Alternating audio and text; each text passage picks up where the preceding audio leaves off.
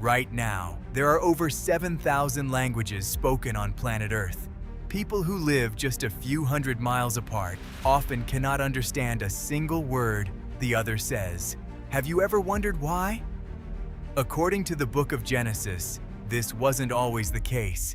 There was a time when every human being on Earth spoke the exact same language. And the reason that changed is one of the most dramatic and misunderstood stories in the entire Bible. It happened at a place called Babel. Humanity had a plan, an audacious plan to build a tower so tall it would reach the heavens themselves. And God's response to that plan was not what most people expect. He didn't simply destroy the tower. He did something far stranger and far more revealing about human nature, divine order, and the price of unchecked ambition. In this video, we're going to look at what the Bible actually says about the Tower of Babel and what modern archaeology has discovered about the real ziggurats of ancient Babylon that may have inspired this story. The truth is more fascinating than the simplified version most of us grew up hearing.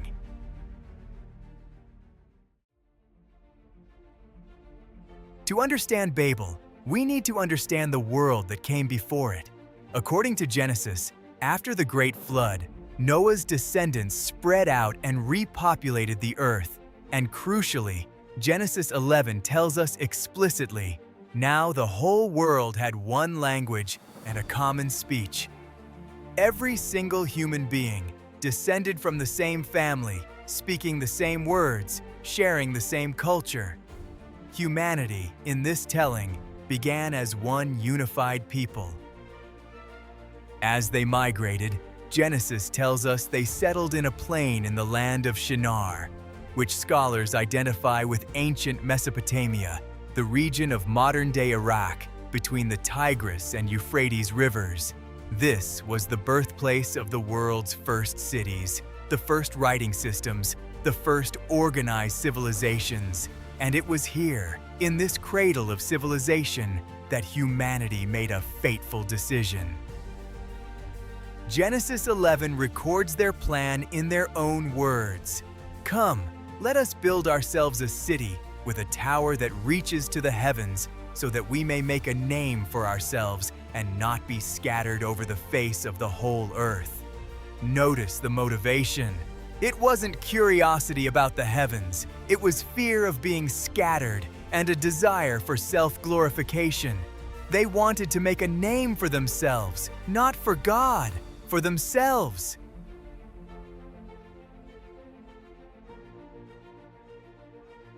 Genesis describes the construction in remarkably specific technical detail. They used brick instead of stone and tar for mortar. This detail matters enormously because it tells us something real about ancient Mesopotamian engineering. Unlike Egypt, where massive stone blocks were available, Mesopotamia had abundant clay and very little stone. So, ancient builders perfected the art of kiln-fired brick construction using natural bitumen, tar, as a powerful waterproof mortar. This matches precisely what archaeologists have discovered about real ancient Mesopotamian towers called ziggurats, massive stepped pyramid temples built from fired brick and bitumen mortar, some reaching heights of over 300 feet. The most famous of these, the Etemenanki ziggurat in ancient Babylon, dedicated to the god Marduk, is widely considered by historians to be the strongest candidate for the historical inspiration behind the biblical Tower of Babel. The Babylonian name for this structure was Etemenanki, which translates to the foundation of heaven and earth. Its very purpose, according to Babylonian religious texts, was to serve as a connection point between the divine realm and the human world, a literal stairway between heaven and earth. This is strikingly close to the biblical description of a tower built to reach the heavens. Many scholars believe the biblical authors were directly referencing this specific structure, or others like it, when they wrote the story of Babel.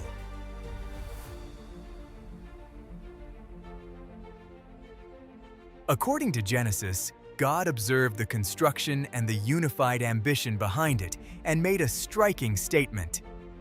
If, as one people speaking the same language, they have begun to do this, then nothing they plan to do will be impossible for them. This is a critical detail most retellings skip entirely. The concern described in the text isn't really about the tower's height. It's about unchecked human unity being directed entirely towards self-glorification rather than toward the purpose humanity had originally been given, to spread out and fill the earth. So God's response, according to the text, was precise and surgical. Come, let us go down and confuse their language so they will not understand each other. Not destruction, not violence, confusion of language. The people kept building, kept working, kept trying to communicate, but found that the words coming out of their neighbor's mouth no longer made any sense. Imagine the chaos. In the middle of a massive construction project, suddenly unable to coordinate with the person standing right next to you. Without the ability to communicate, the massive coordinated workforce simply could not continue. Construction stopped, and the people, no longer able to function as one unified group, did exactly what God had originally intended for them to do after the flood. They scattered across the face of the earth, forming the distinct nations, cultures, and language groups that Genesis describes as the origin of the diversity of human civilization.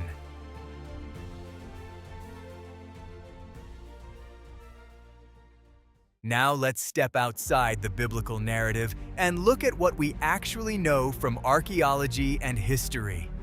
Ziggurats were real, common structures throughout ancient Mesopotamia. The Sumerians, Akkadians, and Babylonians built dozens of them over nearly 3,000 years. They were not built to literally reach the sky in a physical sense. Ancient builders understood this was physically impossible.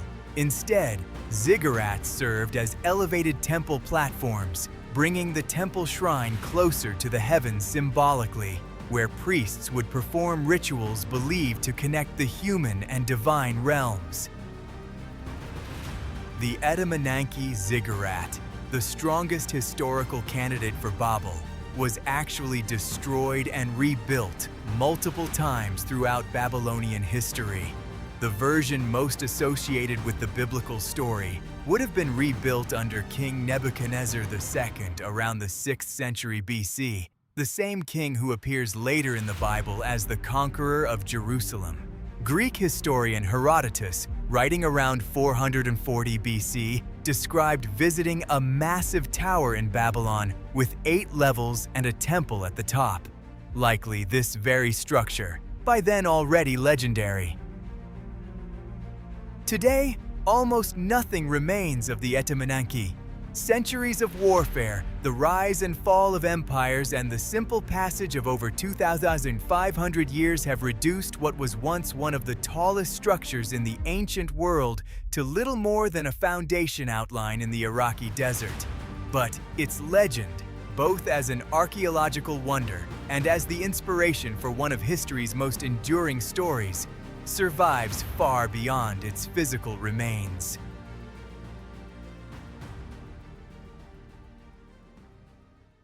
So what is the story of Babel really about?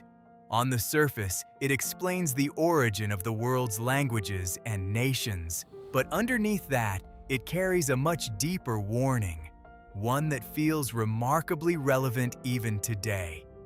It's a story about what happens when unified human ambition is directed entirely towards self-glorification without regard for purpose, humility, or the well-being of others. The tower itself was never the problem. The motivation behind it was. There's also a profound irony embedded in the story. Humanity built the tower specifically to avoid being scattered. And the direct result of building it was that they were scattered more thoroughly than ever before, not just geographically, but linguistically and culturally. The very thing they feared, their attempt to prevent it through human effort and ambition, guaranteed it. It's a pattern that echoes throughout ancient storytelling and through human history itself. And yet, diversity of language and culture, which began here as a consequence of judgment, became one of humanity's greatest sources of richness. Thousands of languages, each carrying unique ways of seeing the world, unique stories, unique wisdom. What began as scattering became, over thousands of years, the foundation of human civilization's extraordinary cultural diversity. Even consequences meant to humble can become, over time, sources of unexpected beauty.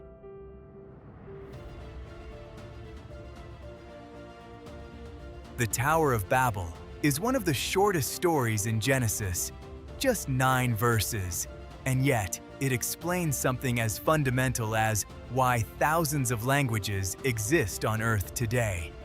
Whether you read it as literal history, as ancient theology wrapped around a real Babylonian landmark, or as a timeless parable about ambition and humility, its core question remains as relevant now as it was 3,000 years ago. What are we really building, and who are we building it for?